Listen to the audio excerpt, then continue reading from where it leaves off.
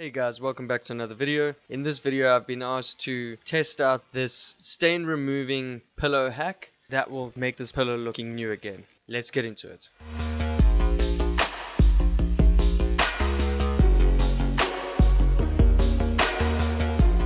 So to start off, we're going to load the pillow into the washing machine.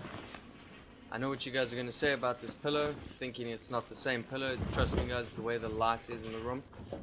So this hack is all about using a dishwashing tablet in a washing machine. First time I've heard of it, let's give it a try. I used the daily setting. Okay, now that's all clean. There is one or two stains that did not come out. We'll check here. Let's get it dried. Okay, so here is the pillow in the same lighting. Let's have a look at the before. You see it's pretty yellow, a lot of stains. And here we go, this is the after. The pillow is a lot better, but there are still quite a few stains here and there. It did not completely remove them. It's a so-so on this hack for me. Thanks for watching, guys.